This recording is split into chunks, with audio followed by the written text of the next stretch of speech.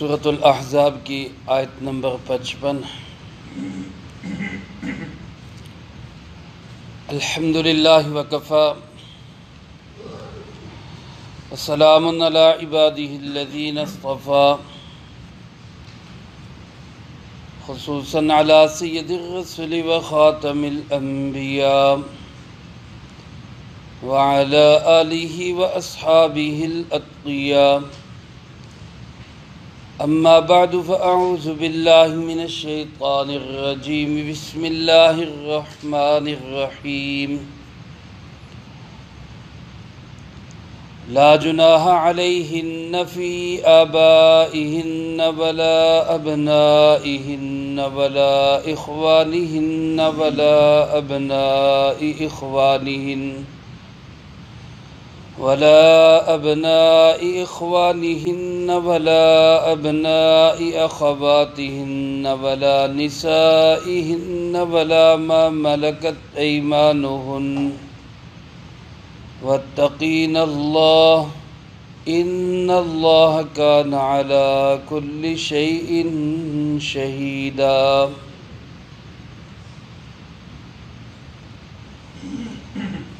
لا جناح علیہن، کوئی حرج نہیں ان خواتین کے لیے، فی آبائہن، ان کے آباء کے بارے میں، ولا ابنائہن، نہ ان کے بیٹوں کے بارے میں، ولا اخوانہن، نہ ان کے بھائیوں کے بارے میں، ولا ابناء اخوانہن، نہ ان کے بھتیجوں کے بارے میں، ولا ابناء اخواتہن، نہ ان کے بھانجوں کے بارے میں، ولا نسائہن، نہ دیگر عورتوں کے بارے میں، ولا ما ملکت ایمانہن، اور نہ ہی غلاموں کے بارے میں، واتقین اللہ، اور یہ اللہ سے ڈرتی رہیں، ان اللہ کان علی کل شیء شہیدا، بے شک اللہ پاک ہی ہر چیز کا نگران و نگہبان ہے۔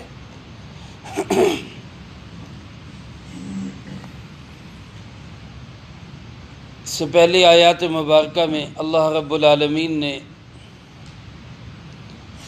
ازواج مطہرات کے لیے بالخصوص اور تمام عورتوں کے لیے بالعموم پردے کا حکم ارشاد فرمایا، اور اس میں حضرات صحابہ اکرام رضی اللہ تعالی مجمعین کو مخاطب بنا کر یہ بات فرمائی کہ جب بھی ان سے کوئی سوال کرنا ہو تو پردے کے پیچھے سے سوال کرو۔ مردوں کو بھی حکم ہے کہ وہ غیر محرم عورتوں سے، ان کے اختلاط سے، ان کے میل جول سے خود کو بچائیں، اور اسی طرح عورتوں کو بھی یہی حکم ہے کہ وہ بھی اپنے آپ کو غیر محرم مردوں سے الگ رکھیں۔ حضور نبی کریم صلی اللہ علیہ وسلم کی بارگاہ تھی، رسول اللہ صلی اللہ علیہ وسلم کے جانثار صحابہ آپ کے دائیں بائیں بیٹھے ہوئے تھے۔ آپ علیہ الصلاۃ والسلام نے ایک سوال کیا کہ عورت کی کون سی خصلت سب سے زیادہ پسندیدہ ہے؟ عورت کی کون سی خصلت، کون سی عادت وہ سب سے زیادہ پسندیدہ، خیر والی اور بہترین عادت ہے؟ صحابہ اکرام رضی اللہ تعالی مجمعین خاموش ہو گئے، جواب نہ دے سکے۔ حضرت علی کرم اللہ وجہ فرماتے، میں بھی اس مجلس میں موجود تھا، تو میں نے جب یہ سوال سنا تو میں اٹھ کے گھر چلا آیا اور اپنی اہلیہ سیدہ کائنات، جنت کی تمام عورتوں کی سردار، رسول اللہ صلی اللہ علیہ وسلم کی لخت جگر، حسنین کی اماں جان سیدہ فاطمہ رضی اللہ تعالیٰ عنہ سے پوچھا کہ عورتوں کے متعلق یہ سوال آیا ہے، تم اس کا جواب دو۔ عورت کی بہترین عادت، خصلت، خیر والی صفت کون سی ہے؟ تو سیدہ کائنات حضرت سیدہ فاطمہ رضی اللہ تعالیٰ عنہ نے ارشاد فرمایا، لا یرین الرجال ولا یرونہن، نہ وہ مردوں کو دیکھے اور نہ کوئی غیر محرم مرد ان کو دیکھے۔ سب سے بہترین خصلت، صفت، خیر کی بات عورت کے لیے یہ ہے کہ نہ وہ کسی غیر محرم مرد کو دیکھے اور نہ کوئی غیر مرد اس کو دیکھے۔ یہ سب سے بہترین خصلت ہے۔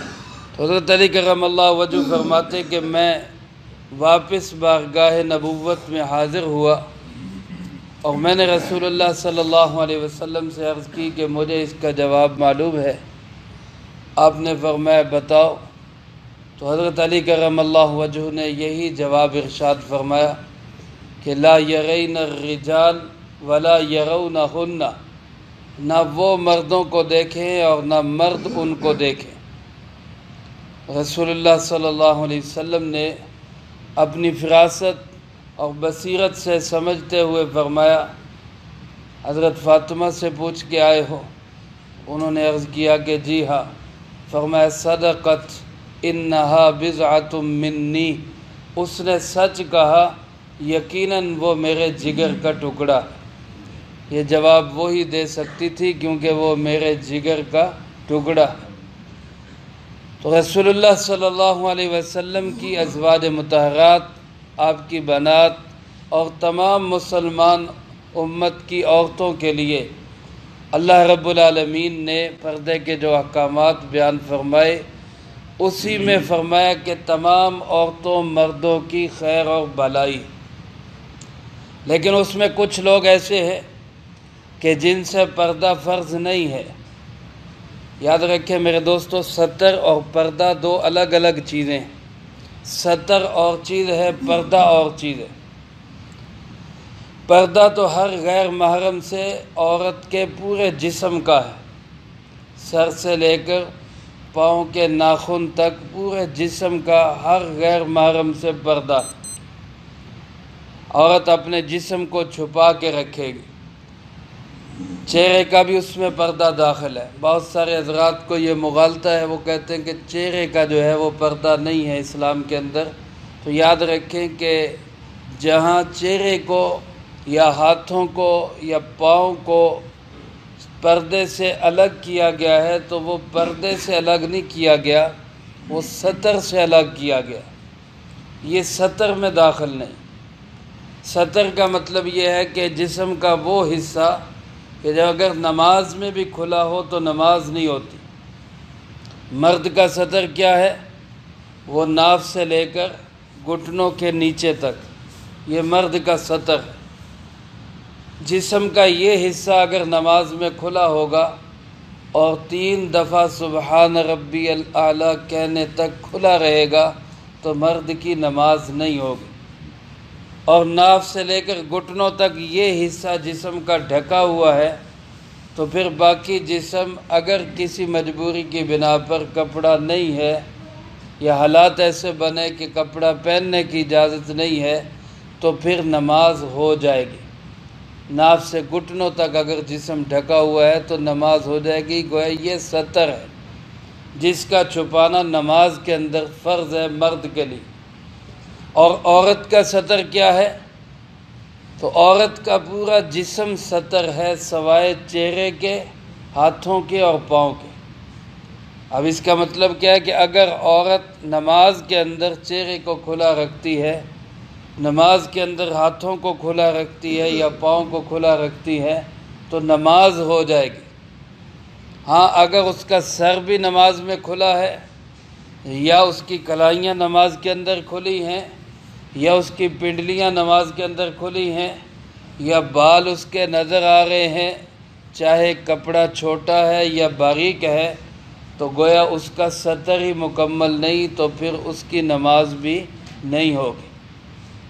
تو یہ جو چہرے کا پردہ نہیں ہے کہتے ہیں، یہ بات ستر کی حد تک ہے کہ نماز میں چہرے کو کھول سکتی ہے۔ یا غیر محرم کے سامنے یا محرم کے سامنے وہ جسم کے اس حصے کو کھول سکتی ہیں، محرم کے سامنے۔ دیکھو میرے دوستو، اب ہم مرد بیٹھے ہیں، ہمارے لیے یہ فرض ہے کہ ہم ناف سے گھٹنوں تک یہ حصہ کسی کے سامنے نہ کھولیں، الا یہ کہ شدید مجبوری ہو، علاج معالجے کی ضرورت ہو، مجبوری میں استثناء حاصل ہوتے ہیں۔ بغیر مجبوری کے ناف سے گھٹنوں تک جسم کا یہ حصہ کسی مرد کے سامنے کھولنا، یہ بھی بڑا سخت گناہ ہے۔ رسول اللہ صلی اللہ علیہ وسلم نے اس کے متعلق فرمایا کہ دیکھنے والا اور دکھانے والا دونوں لعنتی ہیں، دونوں لعنتی ہیں۔ ایسے کھیل جن کے اندر جسم کا یہ حصہ کھلا ہو، کشتی ہے یا فٹ بال ہے یا ہاکی ہے، ایسے کھیل دیکھنا یا ایسے کھیلوں میں ایسا لباس پہن کے کھیلنا، یہ رسول اللہ صلی اللہ علیہ وسلم کی لعنت کا سبب ہے۔ اللہ ہمیں اس سے محفوظ فرمائے۔ اسی طرح عورت کے لیے کسی عورت کے سامنے بھی وہ اپنے جسم کے 3 اعضاء کے سوا، چہرہ، ہاتھ اور پاؤں، ان کے سوا جسم کے اور کسی حصے کو کھول نہیں سکتی، محرم کے سامنے بھی نہیں کھول سکتی۔ تو پردہ اور چیز ہے اور ستر اور چیز ہے۔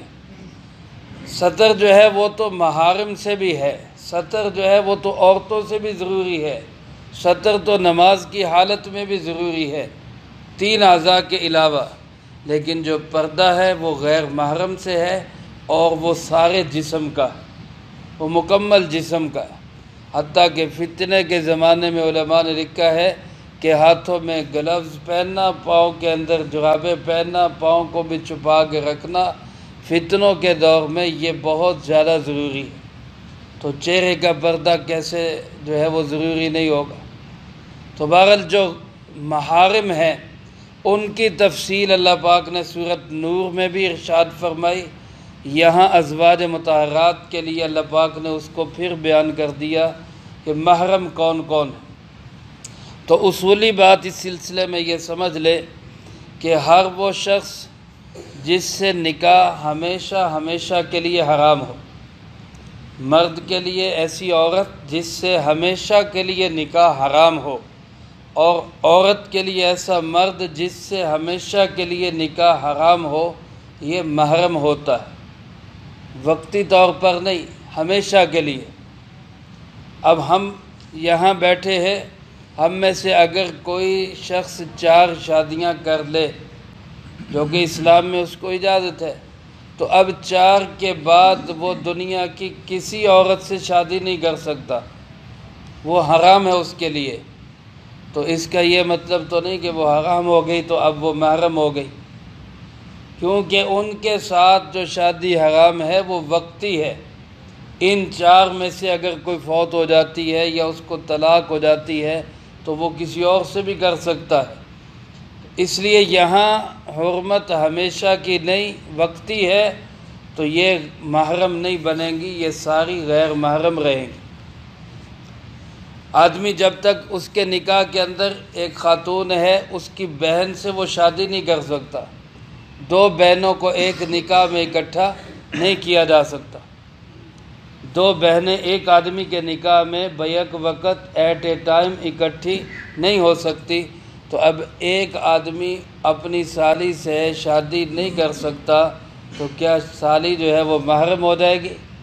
نہیں، وہ غیر محرم ہے، کیونکہ یہاں جو حرمت ہے یہ حرمت ہمیشہ کے لیے نہیں ہے، ہمیشہ کے لیے حرام نہیں ہے۔ جب بیوی کو خدا نخواستہ طلاق ہو جائے یا فوت ہو جائے تو عدت کے بعد اس کی بہن سے شادی کر سکتا ہے۔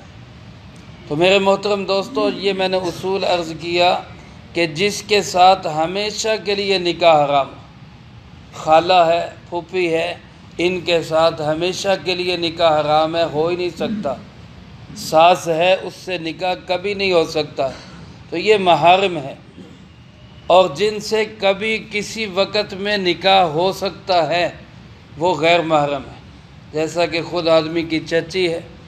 اب چچی غیر محرم ہے کیونکہ کسی موقع پر خدا نخواستہ چچا انتقال کر جائے یا طلاق دے دے تو اس بھتیجے کا نکاح چچی کے ساتھ ہو سکتا ہے، یا اسی طرح مامی ہے اس کے ساتھ نکاح ہمیشہ کے لیے حرام نہیں ہے، تو لہذا مامی جو ہے وہ غیر محرم ہے، وہ محرم نہیں ہے۔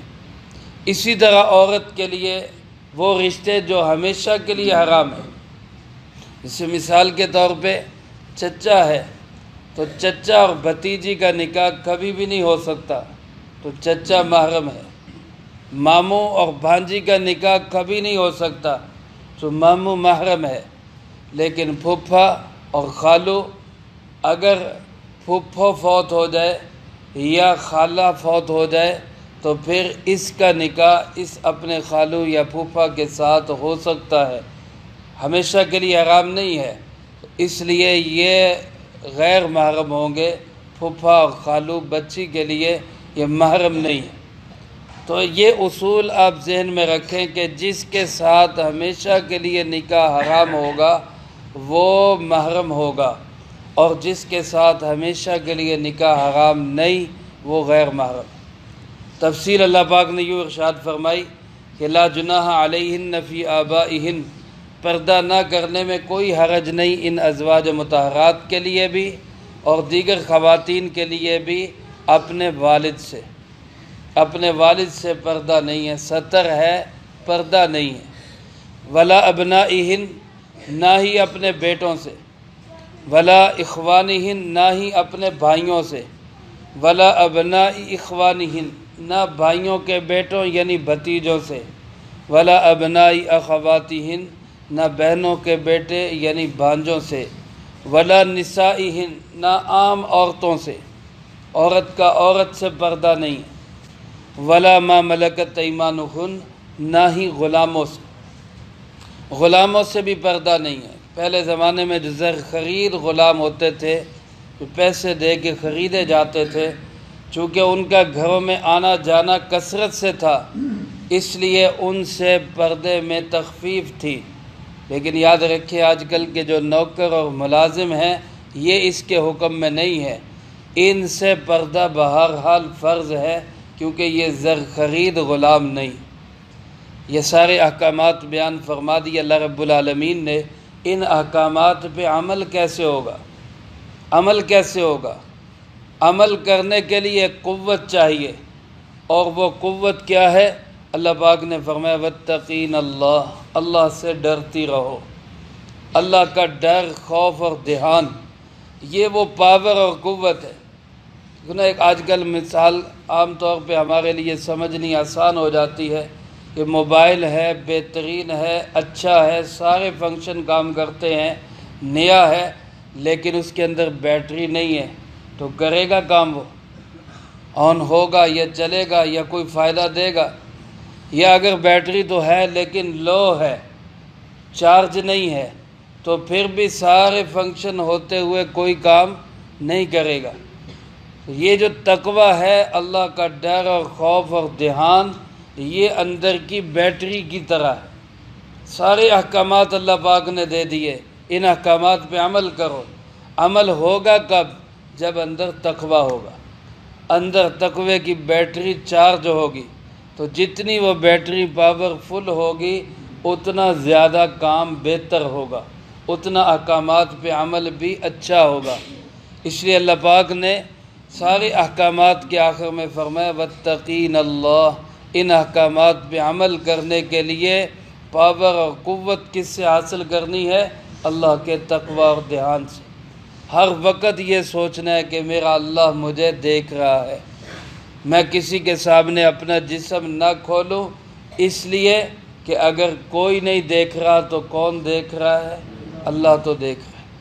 کوئی دیکھے نہ دیکھے، اللہ تو دیکھ رہا ہے۔ اس لیے ہمارے حضرات اکابر کے متعلق آتا ہے، حضرت عثمان رضی اللہ تعالیٰ عنہ اور اسی طرح دیگر باحیا باصفت لوگوں کے متعلق کہ وہ تنہائی میں بھی اپنا جسم نہیں کھولا کرتے تھے کہ اللہ دیکھ رہا ہے۔ بڑی مشکل ہوتی تھی ان کو قضائے حاجت کے وقت بھی کہ اللہ دیکھ رہا ہے، کیسے اپنے جسم کو کھولے۔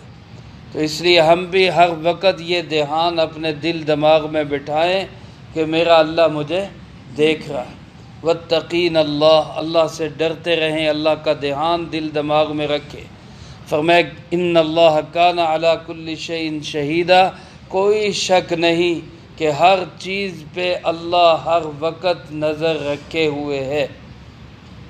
لکھا ہوتا ہے نا دکانوں پہ جائیں، بعض جگہوں پہ جائیں تو کیا لکھا ہوتا ہے؟ کیمرے کی آنکھ آپ کو دیکھ رہی ہے۔ تو بندہ رک جاتا ہے کہ یار اب کوئی گڑبڑ نہیں کرنی، کیمرے لگے ہوئے پکڑا جاؤں گا۔